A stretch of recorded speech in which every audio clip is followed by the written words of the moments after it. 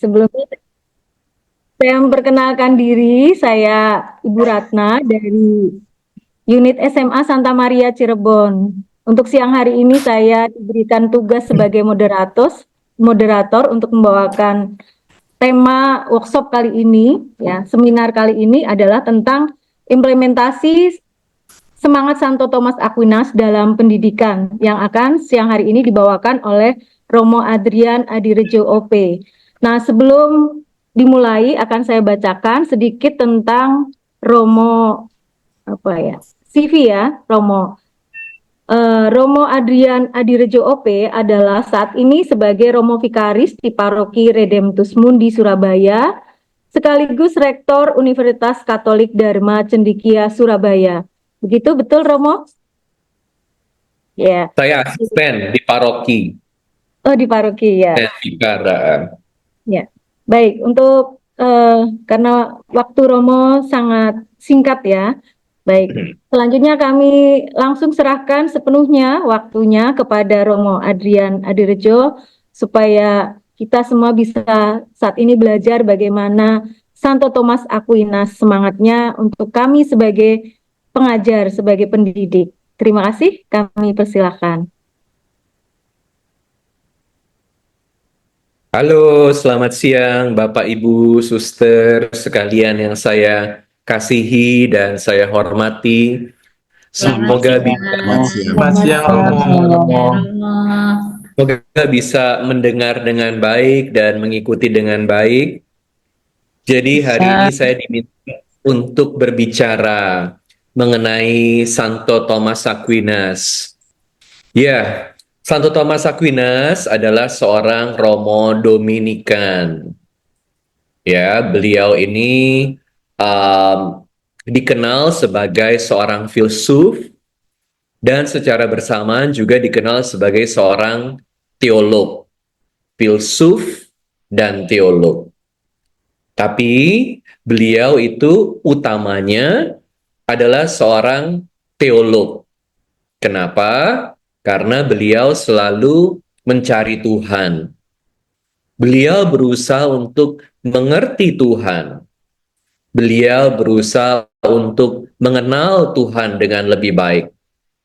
Jadi dalam proses mencari Tuhan, mengenal Tuhan, beliau kemudian berfilsafat. Nah, jadi konteksnya seperti itu ya. Nah, dalam proses berteologi, kalau orang teologi itu artinya kan menggunakan iman, menggunakan kepercayaan, menggunakan kitab suci, menggunakan ajaran gereja. Ya, di sini kita melihat satu dimensi yang sangat kuat tentang iman. Dalam proses untuk mengerti berbagai ajaran iman ini dan mengenal Allah, kemudian Santo Thomas membangun berbagai pemikirannya yang dibantu oleh berbagai ajaran filsafat. Oleh karena itu, Santo Thomas menggabungkan antara teologi dan filsafat. Nah, ini satu pandangan penting yang kita semua mengikuti spiritualitas Dominikan juga perlu belajar dari Santo Thomas Aquinas. Bagaimana menggabungkan teologi dan filsafat. Ini artinya buat Santo Thomas Aquinas dan juga ini tentu menjadi pandangan gereja, iman dan akal budi bukanlah dua hal yang harus bertolak belakang. Iman dan akal budi bukanlah dua hal yang harus bertolak belakang, tetapi justru harus saling memperkaya satu dengan yang lain. Kenapa? Karena iman tanpa akal budi menjadi iman yang buta, menjadi iman yang fanatik, menjadi iman yang tidak mau berusaha mengerti orang lain. Sebaliknya, akal budi tanpa iman ini menjadi sangat-sangat terbatas. Karena segalanya kemudian hanya tergantung dari kemampuan manusia untuk bisa mengenal realitas. Nah, jadi poin pertama yang saya mau sampaikan kepada Anda sekalian adalah bagaimana iman dan akal budi ini harus saling menguatkan. Berteologi, tapi juga berfilsafat. Berfilsafat juga dengan berteologi. Ya, ini yang pertama. Nah, Santo Thomas bisa menjalankan cara hidup, cara berpikir, di mana akal budi dan iman ini bisa selaras, karena saat itu di Eropa ini sedang tumbuh dengan kuat kesadaran akan pentingnya akal budi. Sementara kesadaran akan pentingnya iman mendasarkan hidup pada ajaran gereja itu tentu sudah mulai jauh lebih lama. Ya, terutama kalau kita melihat dari tradisi Santo Agustinus di abad keempat. Jadi Thomas Aquinas ini di abad ke-12-13. Ya. Nah, kita melihat bagaimana dalam gereja atau peradaban di Eropa, gereja ini sangat dominan. Gereja Katolik sangat dominan dalam peradaban di Eropa. Jadi dalam sejarah peradaban Eropa, hidup itu banyak berpusat di sekitar pertapaan. Pertapaan. Kita melihat ada pertapaan-pertapaan besar di Eropa. Seperti misalnya Monte Cassino, ya, dan pertapaan-pertapaan lainnya. Jadi hidup itu berkisar di sekitar pertapaan. Ada sekolah, ada kebun, ada berbagai usaha. Nah, pertapaan itu jadi sangat penting. Tapi kemudian di abad ke-12, abad ke-13 mulai beralih ke kota. Jadi kalau sebelumnya pendidikan itu diusahakan oleh para rahib, diusahakan dekat dengan pertapaan, dengan bertumbuhnya kota, lalu mulai ada pusat-pusat intelektual. Maka kita tahu universitas-universitas di Eropa mulai hadir di abad ke-12, 13 ya. Seperti misalnya Oxford, Sorbonne, the University of Paris yang sampai sekarang masih sangat terkenal, Salamanca, Toulouse, dan universitas besar lainnya ini mulai di abad ke-12-13. Jadi bertumbuh kesadaran akan pentingnya akal budi. Nah, dengan bertumbuhnya kesadaran akan pentingnya akal budi lalu menjadi punya ranah, punya otonomi, di mana ilmu pengetahuan juga semakin berkembang. Ya. Nah, sekarang pertanyaan dasarnya, apa yang kita mau cari dari ajaran iman dan perkembangan akal budi? Kita pause sebentar coba. Apa yang kita cari dari perkembangan akal budi dan secara bersamaan ajaran iman? Yang kita mau cari apa? Yang kita mau cari adalah jawabannya kebenaran, veritas. Kalau Bapak Ibu, suster sering sekali menggunakan kata veritas, ya. Salam veritas. Para suster selalu mendorong untuk menggunakan yang namanya veritas. Bapak Ibu tahu bahwa moto veritas juga dipakai oleh Universitas Oxford, ya, di mana para Romo Dominikan juga mengajar di Oxford. Ada fakultas teologinya. Nah, pertanyaannya, sebetulnya ketika kita berbicara mengenai veritas, veritas itu apa? Kenapa menjadi sangat penting? Nah, kenapa menjadi sangat penting? Veritas atau kebenaran secara sederhana didefinisikan sebagai, nah perhatikan kata-kata saya ya, secara sederhana. Karena kan kita bukan berada dalam satu pembahasan yang sangat rumit tentang kebenaran. Tapi secara sederhana, veritas itu berarti apa Bapak Ibu? Persamaan antara, Kesesuaian antara ide dan realita. ya, kesesuaian antara Antara realitas dan dan ide. dan Ide. ide, realitas dan akal budi. Jadi, kita perlu mengetahui yang namanya realitas. Bagus.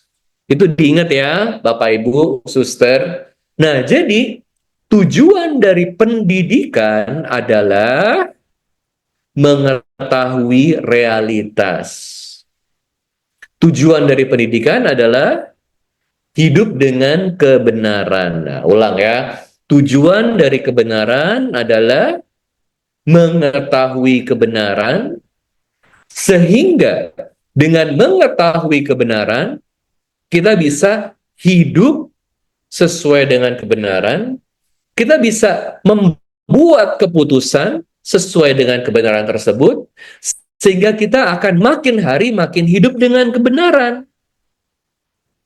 Karena kalau kita belum hidup dengan kebenaran, kita akan menemui banyak jalan buntu. Ulang ya, Suster, Bapak Ibu. Kalau kita tidak hidup dengan kebenaran, kita akan menemui banyak jalan buntu dalam kehidupan. Kita bisa lihat dalam hidup sehari-hari. Kalau orang benar, bilangnya benar, prosesnya benar, mengikuti kebenaran, dalam proses, dia akan pelan-pelan semakin sampai pada tujuan yang dia mau capai. Karena apa? Karena prosesnya dijalankan di atas dasar kebenaran. Karena prosesnya sesuai dengan realitasnya. Ya, dalam hidup kan juga begitu. Misalnya, kalau kita mengalami satu rasa sakit, sebelum melakukan tindakan untuk menghilangkan rasa sakit tersebut dan menghilangkan sumber dari sakit tersebut, kita perlu mendiagnosa. Sebelum semua tindakan, diagnosa dulu. Sebetulnya ketika kita mendiagnosa, apa sih yang kita lakukan? Yang kita lakukan adalah berusaha mencari tahu kebenarannya apa. Sebelum macam-macam. Makanya, kalau kita pergi ke dokter, lalu dokter bilang, baru lihat kita aja, dokternya menerawang kita. Bu, ibu ini sakit jantung. Malam ini, ibu harus operasi. Pertanyaan, mau ikutin nggak? Berani ikutin nggak? Nggak mau kan? Karena apa nggak mau? Karena kita nggak yakin akan apa yang dokter itu katakan. Dia baru lihat kita aja, baru menerawang, masa dia udah bilang kita sakit jantung? Harusnya dia periksa dulu badan kita, didengerin detak jantung kita, diperiksa pakai EKG, diperiksa pakai MRI. Oh, benar ternyata. Sesudah melalui proses yang panjang, baru kita tahu, iya, kita benar sakit jantung. Tapi kalau nggak tahu, prosesnya nggak benar, gimana kita bisa berani membuat keputusan? Contoh lainnya, semakin rumit. Kalau Anda mau buka usaha, akan lakukan apa? Saat mau buka usaha, lakukan feasibility study, studi visibilitas. Studi visibilitas ini mesti dilakukan dengan mengumpulkan banyak data. Tempatnya di mana, ada orang nggak di situ, ada kebutuhannya atau tidak, ada saingannya atau tidak, orang-orang ini maunya apa. Ada banyak data yang mesti diolah. Makanya zaman sekarang data itu mahal. Data sampai dicuri.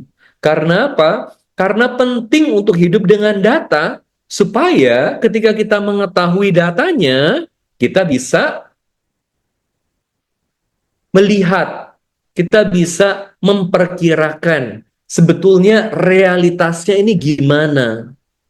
Nah, semakin detail visibility study-nya, semakin mendekati realitas yang kompleks, kita akan semakin bisa memprediksikan dengan lebih tepat langkah-langkah, proses-proses yang harus kita ambil supaya bisa mendapatkan hasil yang baik. Nah, lihat ya Bapak Ibu. Tapi kalau proses ini nggak dijalanin, pokoknya nekat aja. Pokoknya buka toko. Buka toko di tengah padang gurun walaupun orangnya sedikit pasti bisa. Ya nanti buka aja. 1 bulan tutup. Rugi. Nah, Anda lihat ya prinsipnya.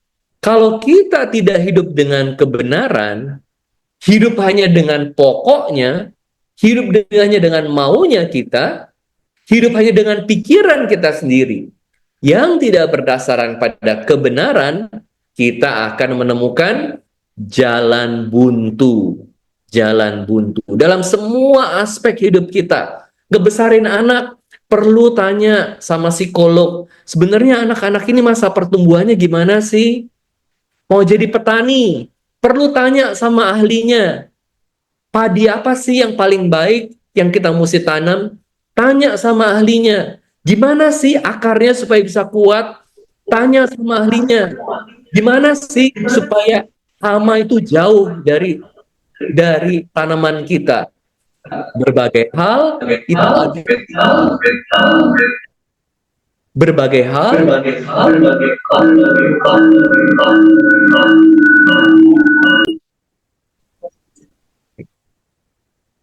Halo, bisa dengar? Ya, bisa Romo. Jadi kita mesti kita mesti tahu kebenarannya bagaimana supaya apa yang kita lakukan itu benar-benar berdasarkan pada realitas. Nah, itu poin kedua ya, mengetahui kebenaran. Poin ketiga, kenapa kita perlu mengetahui kebenaran? Asumsinya apa? Asumsinya adalah semua hal yang ada di dunia itu punya kodrat, punya nature-nya, punya operating system-nya yang Tuhan sudah tanamkan waktu Tuhan menciptakan dunia. Jadi semua itu ada operating system-nya. Biji yang kecil bisa mengeluarkan akar. Kita udah tahu akarnya akan bagaimana. Kita udah tahu batangnya akan gimana. Kita udah tahu daunnya akan gimana. Dan kita udah tahu buahnya akan keluar seperti apa. Kenapa? Karena ada keteraturan yang terjadi lagi dan lagi dan lagi dan lagi. Sehingga kita bisa menyimpulkan yang namanya satu hukum. Satu hukum. Ini yang disebut dengan hukum alam. Kenapa ada hukum alam? Hukum alam itu ada karena manusia melihat berbagai keteraturan dalam hidup sehingga kita sudah bisa prediksikan kalau A yang kita lakukan, kita akan mendapatkan hasil B. Kalau B yang kita lakukan, kita akan mendapatkan hasil C. Nature, kodrat, kodrat, ya, kodrat. Kodratnya gimana sih? Kodratnya manusia tuh gimana sih? Kodratnya ikan tuh gimana sih? Kodratnya burung tuh gimana sih? Kodratnya burung adalah dia bisa terbang. Kodratnya ikan adalah dia ada di air dan bisa berenang. Ikan harus bersikap sebagai ikan. Burung harus bersikap sebagai burung. Kalau kita mau memanipulasi ikan, kita harus tahu berbagai sifat ikan sehingga kita bisa menggunakannya, mengembangkannya jadi berguna buat hidup kita. Ini asumsinya, asumsi. Jadi semua hal kita bisa pelajari, kita perlu pelajari sehingga bisa digunakan dan mendapatkan hasil yang baik. Nah, lihat ya. Nah, bagaimana dengan kodrat manusia, kodrat pendidikan? Kalau kita mau mendapatkan hasil manusia yang baik, kita perlu mengetahui juga kodrat manusia, operating sistemnya manusia. Bapak Ibu, apakah sejauh ini Bapak Ibu masih mengikuti saya? Masih Romo. Masih Romo. Ya. Gak ada pertanyaan? Cukup jelas? Ada Romo. Ada Romo. Oke, silahkan, boleh tanya. Romo, dari Karina. Oke, saya boleh sambil minum kopi ya? Ya, boleh. Boleh Romo. Apakah ada kodrat pendidikan Dominikan? Iya.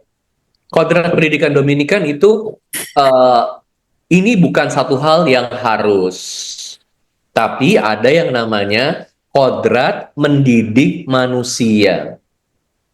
Ya, kodrat mendidik manusia. Ini yang lebih universal karena didasarkan pada kebenaran manusia. Nah, ini yang saya mau sampaikan selanjutnya. Bagaimana kodratnya? Dan tentu Dominikan ini memeluk cara berpikir seperti ini. Gimana sih kodratnya? Ya, maaf ini ada yang tanya juga. Apakah sama antara kodrat dan nasib? Kodrat bisa diartikan sebagai nasib, tapi nggak sama secara persis ya. Kalau kodrat itu seringkali dibilang ya udah kodratnya nasibnya ya sial aja, kan begitu. Tapi kodrat dan nasib itu ada kesamaannya karena apa? Karena kodrat dan nasib adalah kesamaannya apa coba? Kesamaannya apa?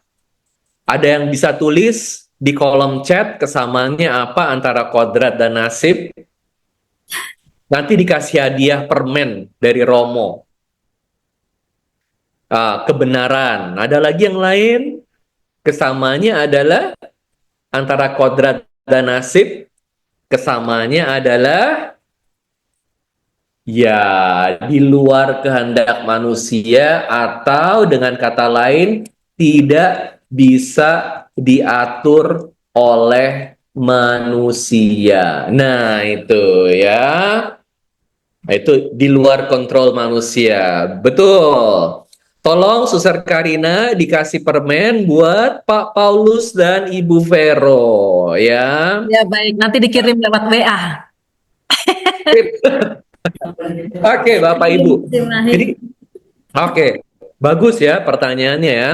Antara kodrat dan nasib samanya apa? Sama-sama nggak bisa diatur sama manusia. Di luar kemampuan manusia untuk ngatur. Ya namanya udah nasib ya begitu.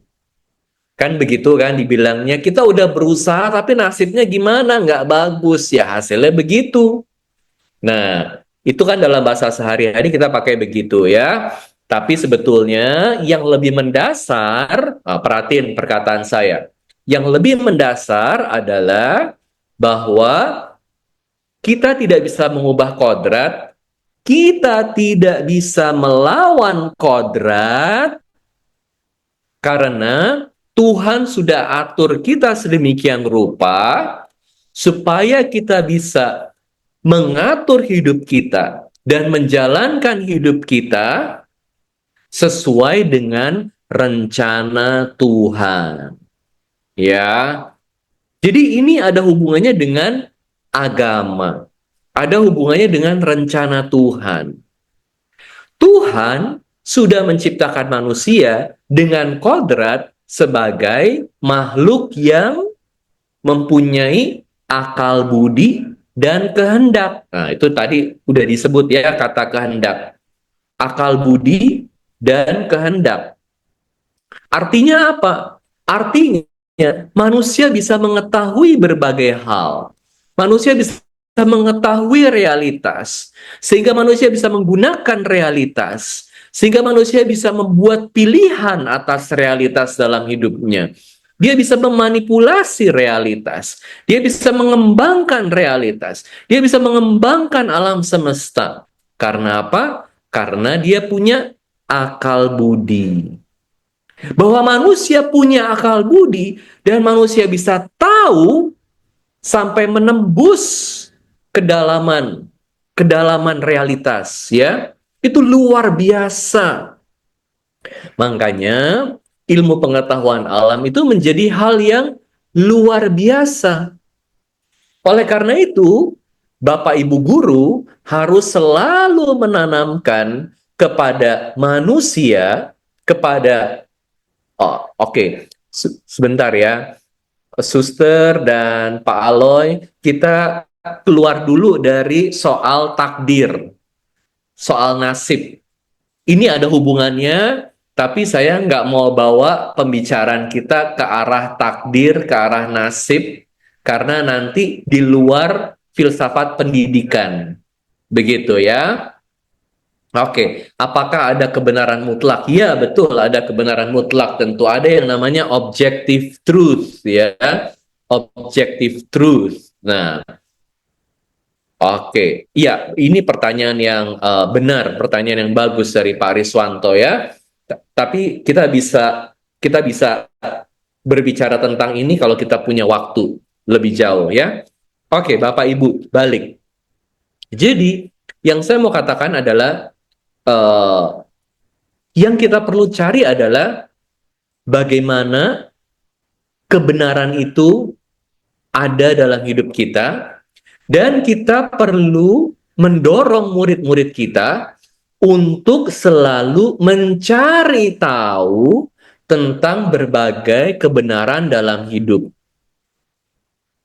Karena apa? Karena kita punya akal budi. Jadi, hal yang sangat penting buat Anda sekalian untuk ajarkan adalah kebenarannya apa dan gimana kita bisa tahu kebenaran tersebut. Gimana kita bisa tahu kebenaran tersebut. Ini juga sangat penting, ya. Nah, tentu dengan demikian pertanyaannya Pak Riswanto ini jadi sangat penting.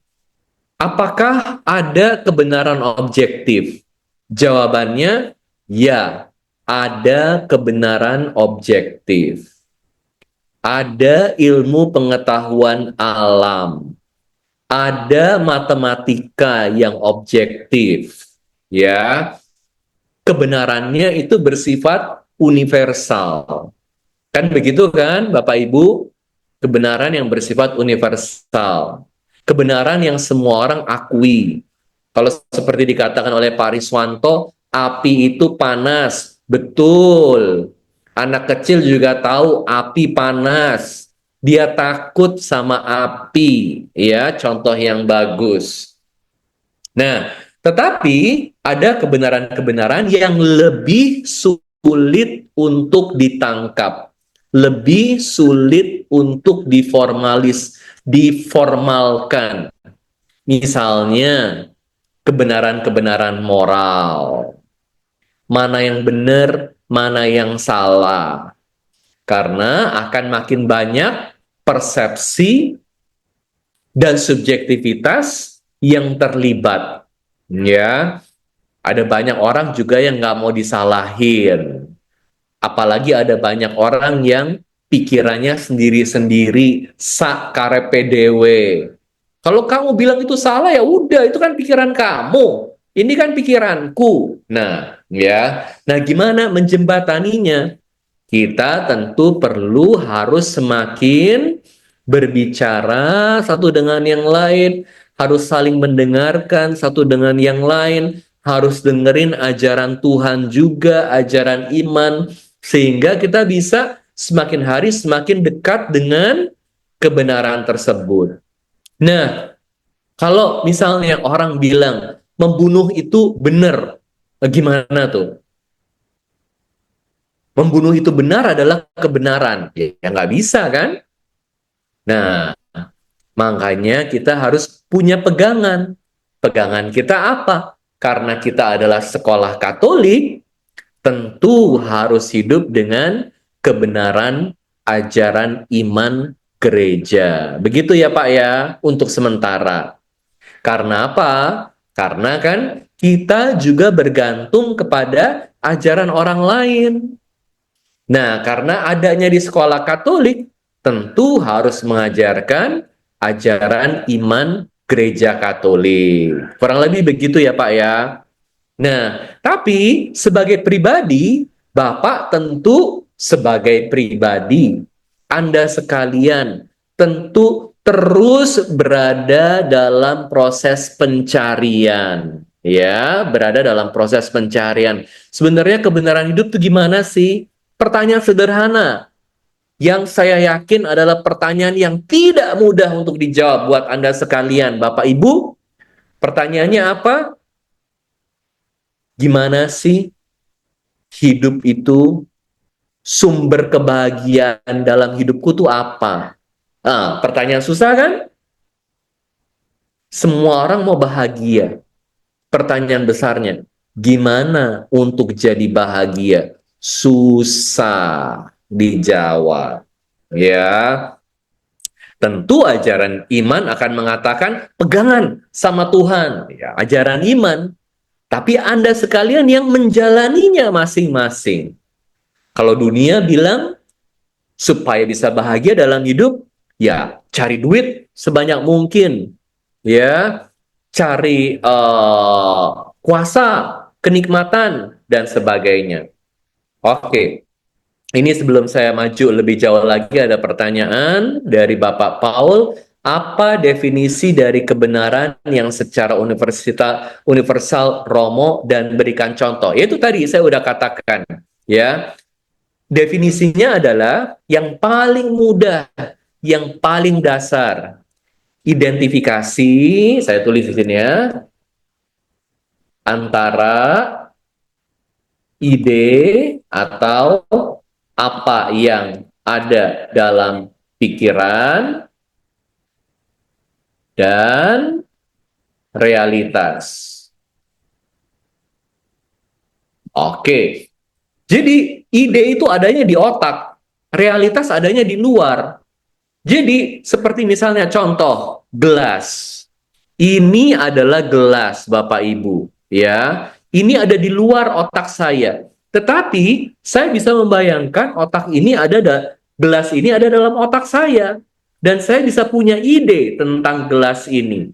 Gunanya, bentuknya, digunakannya kapan, bagaimana, dan sebagainya. Nah, itu yang dimaksud dengan realitas. Dan realitas ini harus ada dalam otak saya, sehingga berbagai realitas ini bisa dalam otak saya saling terkait dan bisa menghasilkan ide-ide lainnya. Nah, kurang lebih begitu ya. Oke. Tapi Bapak Ibu, pendidikan itu bukan hanya soal pembentukan otak. Pendidikan adalah soal pembentukan manusia secara keseluruhan. Manusia secara keseluruhan. Jadi manusia macam apa yang harus dibentuk secara keseluruhan? Manusia yang punya nilai moral yang baik. Manusia yang punya kepribadian kuat, kepribadian bagus. Apa definisinya? Bagaimana kita tahu bahwa seorang itu mempunyai kepribadian yang bagus? Kalau dia hidup dalam berbagai keutamaan. Nah, saya tulis di sini ya, keutamaan. Atau disebut dengan virtue. Jadi, seorang yang dewasa, seorang yang kuat, seorang yang baik adalah seorang yang virtuous. Ya, virtuous. Nah, apa artinya seorang yang mempunyai keutamaan? Ada 4 keutamaan manusiawi.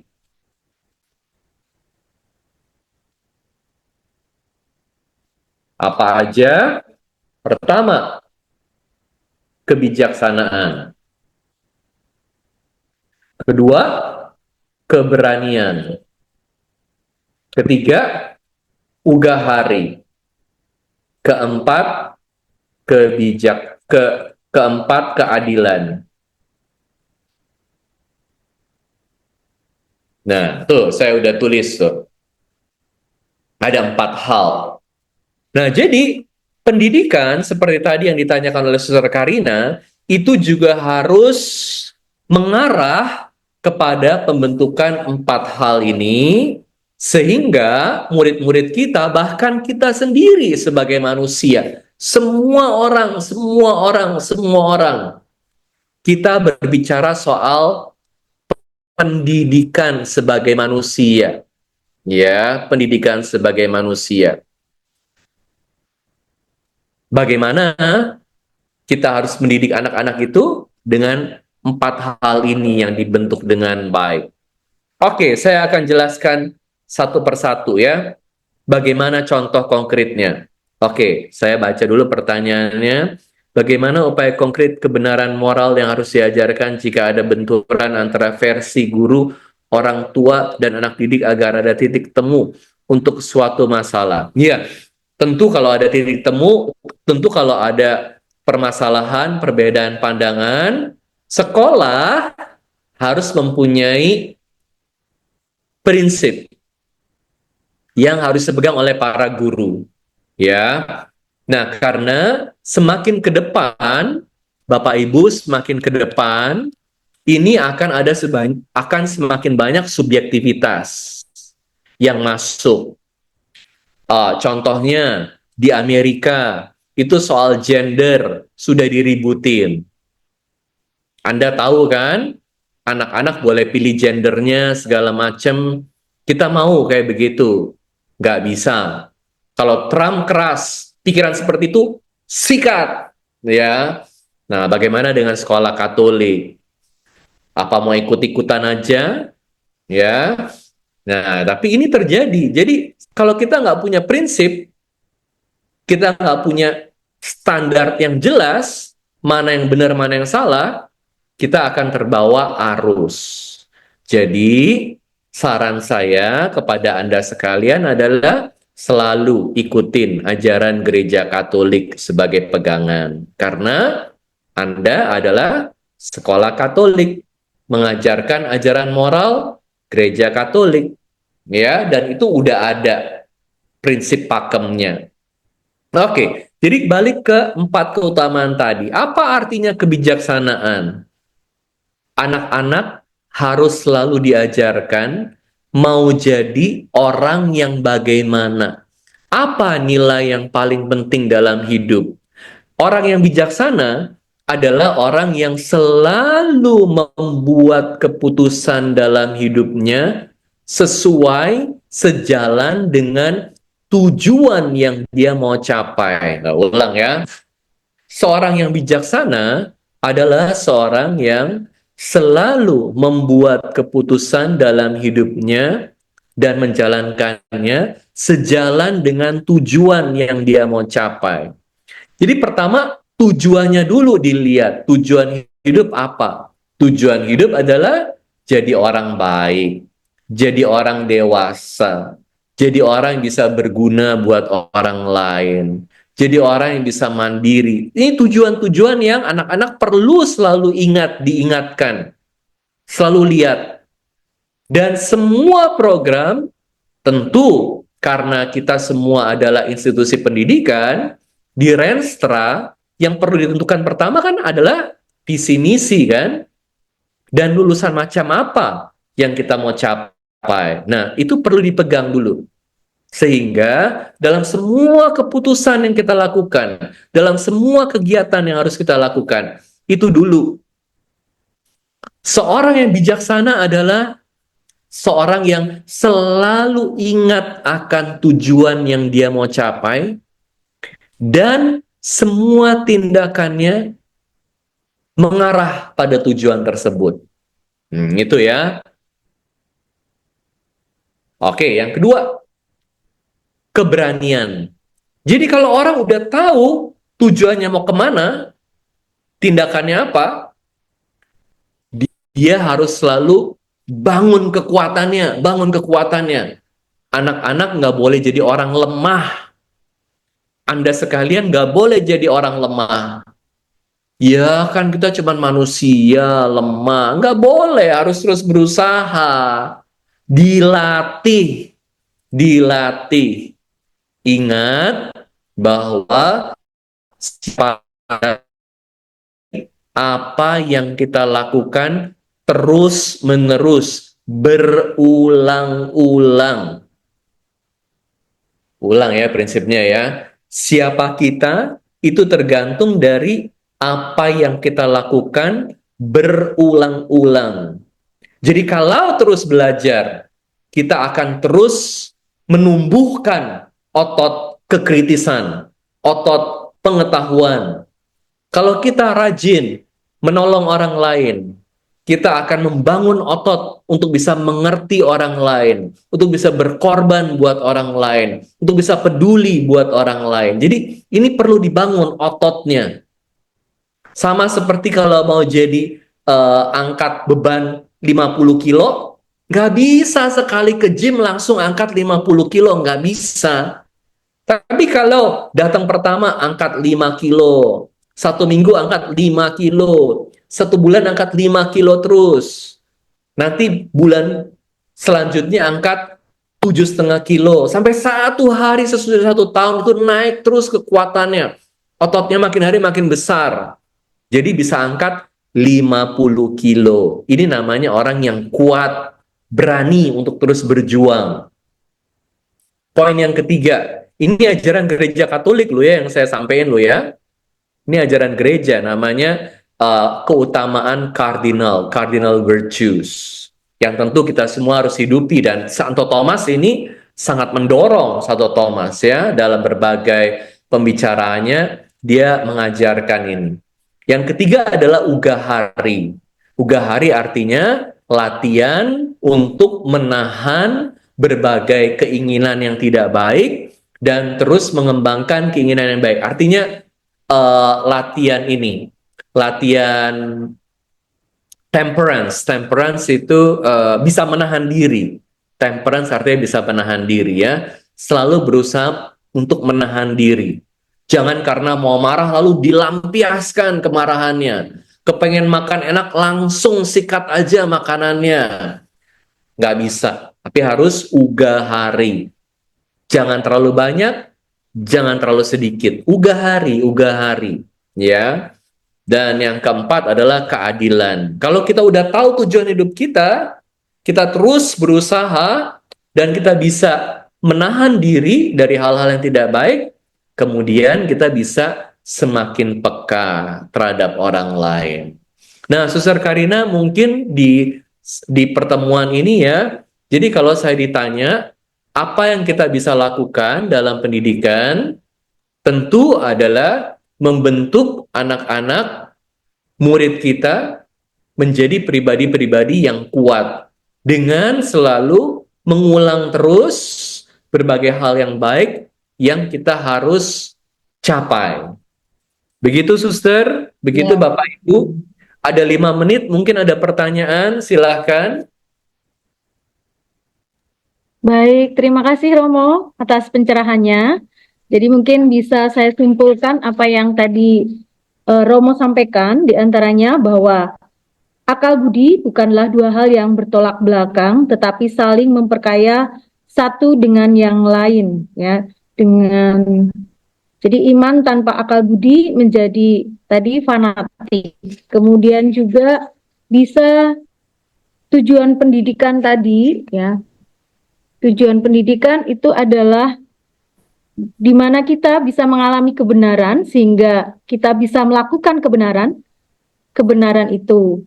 Kemudian juga tadi disampaikan juga bahwa ada 4 hal keutamaan manusiawi, yaitu kebijaksanaan, kebenaran, ugahari, dan keadilan. Kemudian yang paling penting kita sebagai pendidik tadi, bagaimana kita bisa membentuk anak-anak kita yang dipercayakan kepada kita di sekolah itu menjadi pribadi yang kuat, ya, untuk bisa menghargai berbagai hal dan bisa melakukan kebenaran itu dalam kehidupan. Ya. Itu mungkin Romo, kami persilakan Bapak Ibu Suster, mungkin yang masih belum puas dengan apa yang sudah disampaikan Romo tadi bisa untuk bertanya atau bisa chat di chat yang sudah tersedia. Silakan.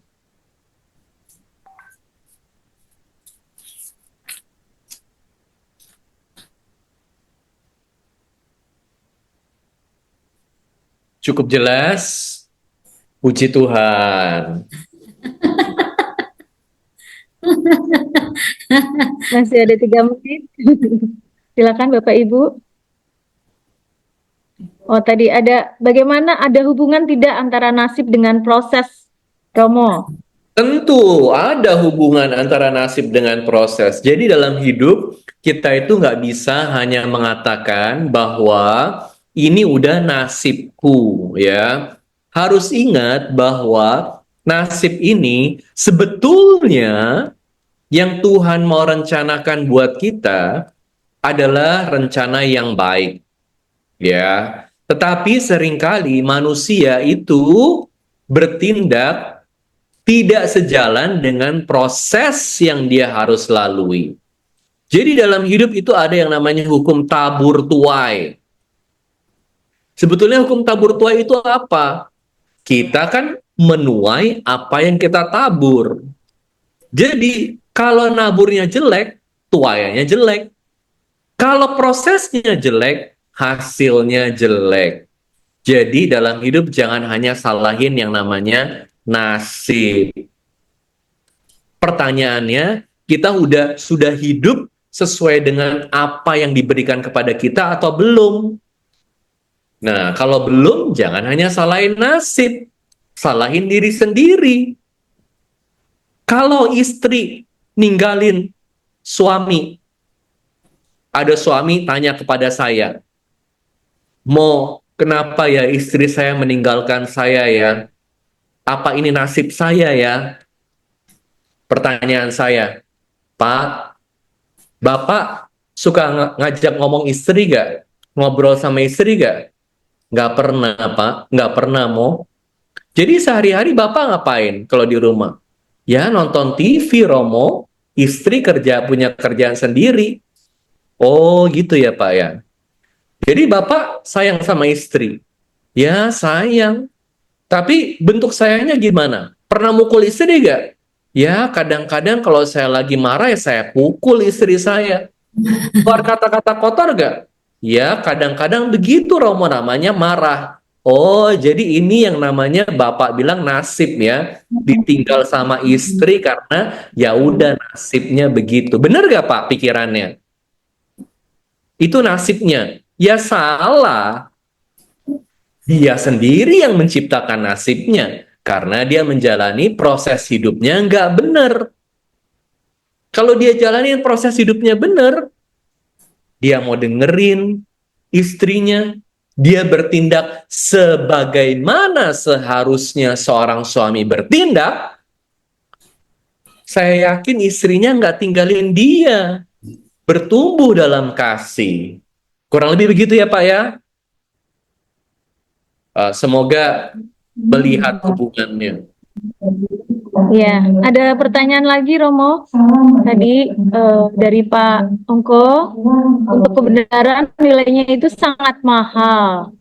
Ya, tidak bisa diukur dan harus perlu latihan. Bolehkah menyerah? Tidak boleh Ya, menyerah. Harus selalu hidup dalam pengharapan ya. Pertanyaan terakhir. Doa Angelus. Oke, silahkan doa Angelus karena saya udah harus turun ke bawah ada pemberkatan kantor di bawah. Silahkan. Ya, baik, Romo, sebelum Romo turun ke bawah, kami atas nama Yayasan Santo Dominikus mengucapkan terima kasih atas kesediaan Romo memberikan pencerahan kepada kita semua tentang keutamaan dari Santo Thomas Aquinas. Sekali lagi kami mengucapkan terima kasih, Romo.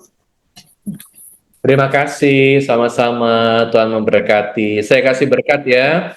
Ya. Semoga Allah yang Maha Baik memberkati Anda sekalian dalam nama Bapa, Putra, dan Roh Kudus. Amin.